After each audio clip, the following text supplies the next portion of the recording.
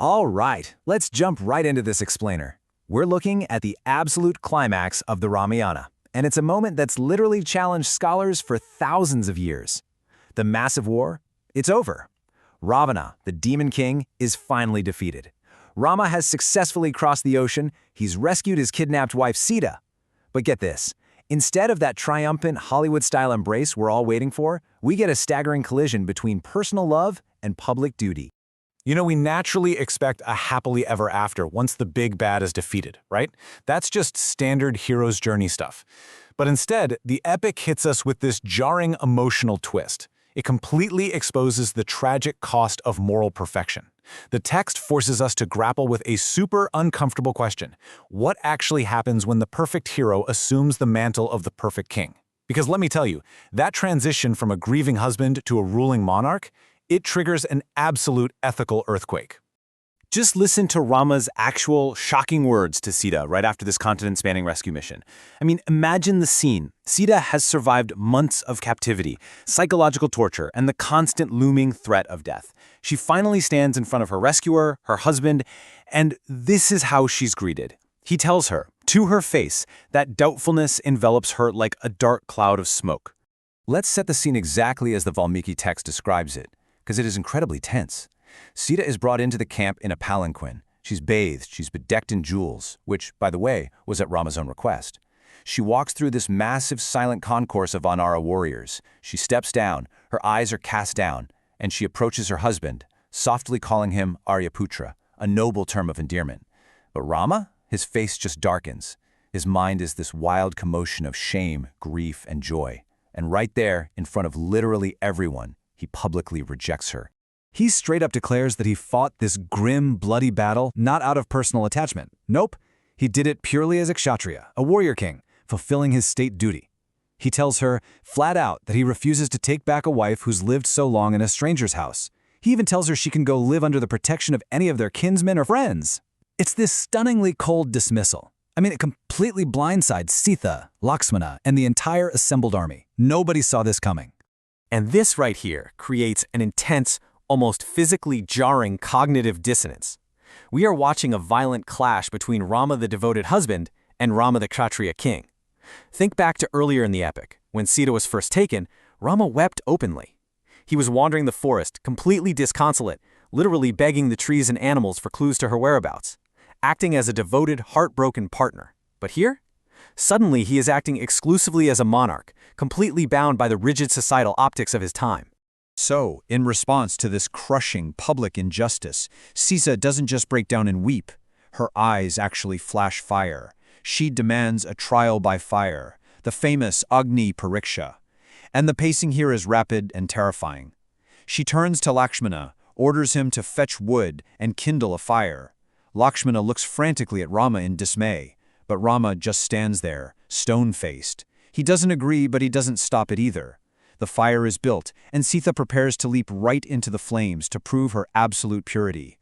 With her eyes fixed firmly on the ground, she walks around her husband. This is her profound, almost Socratic defense against Rama's public accusations, and it culminates in this desperate appeal to the god of fire.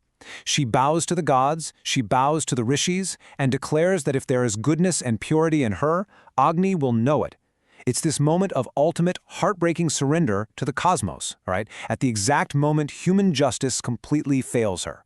And then the miracle actually happens. The elements themselves refuse to harm her.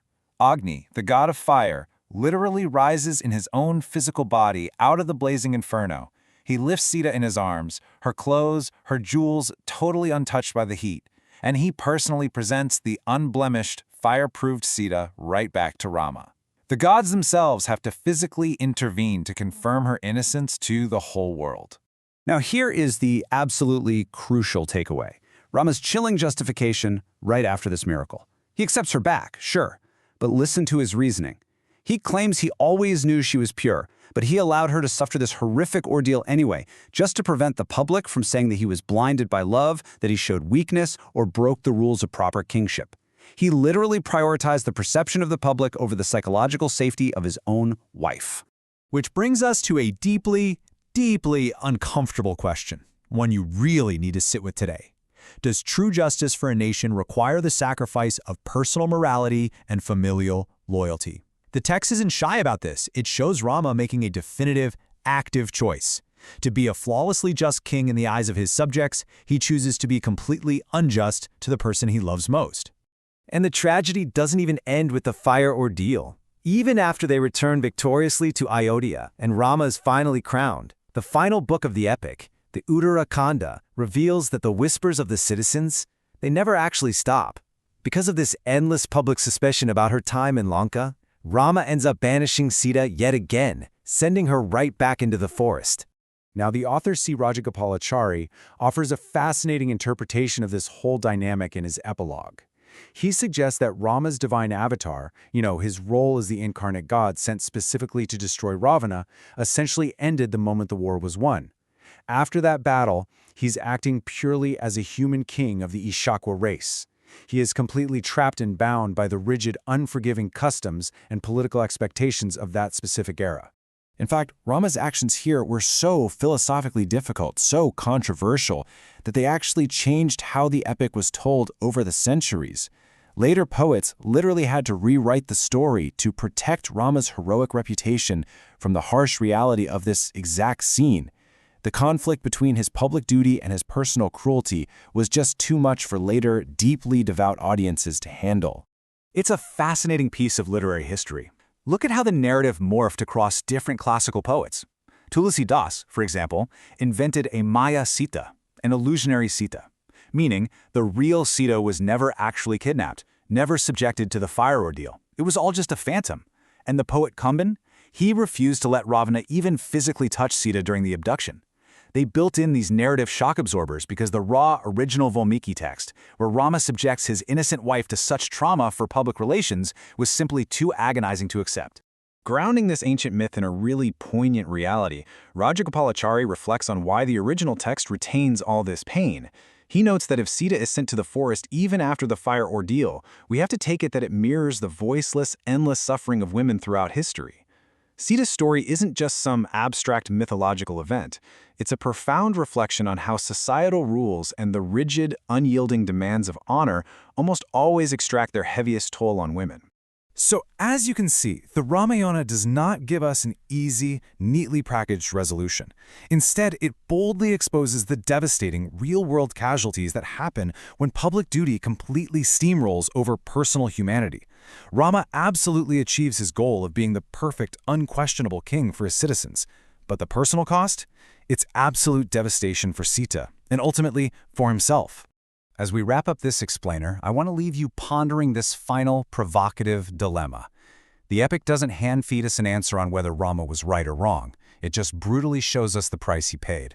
When the relentless demands of the state violently collide with the human heart, what is the ultimate price of being the perfect king? It's a massive question of leadership, morality, and justice. And honestly, it resonates just as powerfully today as it did thousands of years ago.